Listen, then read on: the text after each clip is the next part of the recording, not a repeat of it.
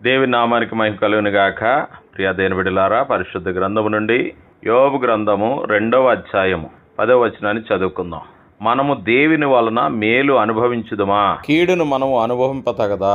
మనుషుల వలన మనకు కీడు కలుగుతుంది, కానీ దేవుని వలన మనకు కీడు కలుగుతుందా?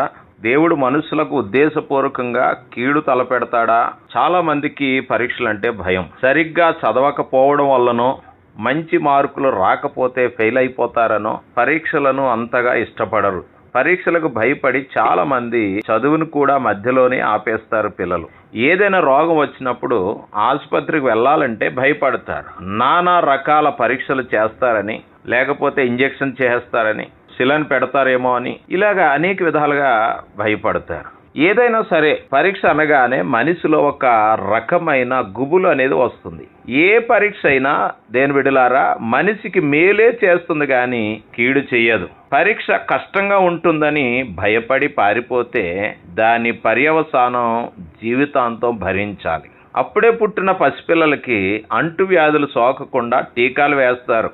టీకా వల్ల పిల్లలకు జ్వరం కూడా వస్తుంది. టీకా వేసిన దగ్గర పుండు ఏర్పడి కొన్ని రోజులు పిల్లలు ఏడుస్తూ ఉంటారు. వాళ్ళు ఏడుస్తారని, జ్వరం వస్తుందని బాధపడతారని టీకా వేయడం మానేస్తామా? మానము కదా. ఎందుకని?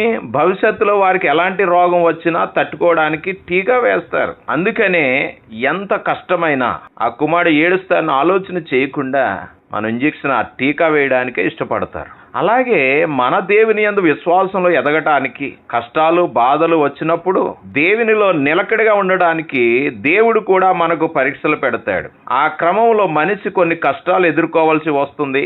వాటిని మనం కీడులాగా భావిస్తాము. ఎందుకంటే దేవుడు మనల్ని పరీక్షిస్తాడని చాలా మందికి తెలియదు. బైబిల్ పరిజ్ఞానం లేకపోవడం వలన, దేవుని గురించి తెలియక దేవుడు ఎప్పుడూ మనుషులకు మేలే చేస్తాడు తప్ప కీడెందుకు చేస్తాడులే అన్న భావంలోనే ఉంటారు. దేవుని గురించి ఆలోచించినప్పుడు ఆయన గురించి తెలుసుకోవాలన్న ఆసక్తి ఉండదు. మనం ఎంత ఎక్కువగా చదువుతామో అంత పెద్ద పరీక్షలకు సిద్ధపడాల్సి ఉన్నట్లే మనం దేవుని యందలి విశ్వాసంలో ఎంత ఎక్కువగా ఎదగాలనుకుంటామో దానికి తగ్గట్టుగానే దేవుడు మనల్ని పరీక్షిస్తాడు. ప్రియ దేవుని బిడ్డలారా, కొరింథీయులకు రాసిన మొదటి పత్రిక 10వ అధ్యాయం 13వ వచనంలో, సాధారణముగా మనుషులకు కలుగు శోధన తప్ప మరి ఏది మీకు సంభవింపలేదు. దేవుడు నమ్మదగిన వాడు, మీరు సహింపగలిగినంత కంటే ఎక్కువగా ఆయన మిమ్మును శోధింపనియ్యడు.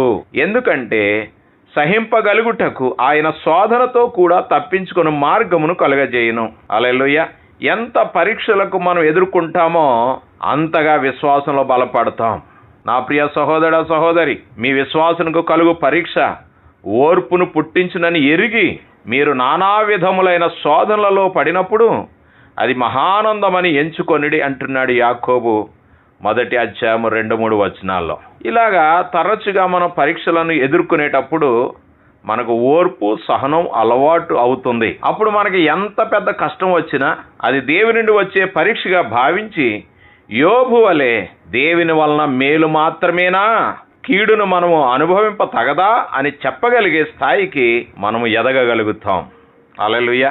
దేవుడు మనకు పెట్టే పరీక్షలను ఎదుర్కోవడానికి మానసికమైన సిద్ధపాటు కలిగి ఉందాం. ప్రియ దేవుని బిడ్డ, ప్రతి విషయంలో దేవుని సన్నిధిలో బలమైన సాధనాలుగా సాగడానికి, ప్రభువా ఈ లోకంలో మేము జీవించినంత కాలము మా కొరకు సిద్ధపరిచిన మేలుల నిమిత్తం నీవు పెట్టే పరీక్షలను మేము ఎదుర్కొనే విశ్వాసం మాకు దయచేయేసయ్యా అని ప్రార్థనా పూర్వకంగా దేవునితో పలుకుతూ ప్రతి పరీక్షను ఎదుర్కొంటూ జయ జీవితాన్ని కలిగి ముందుకు సాగిపోదాం.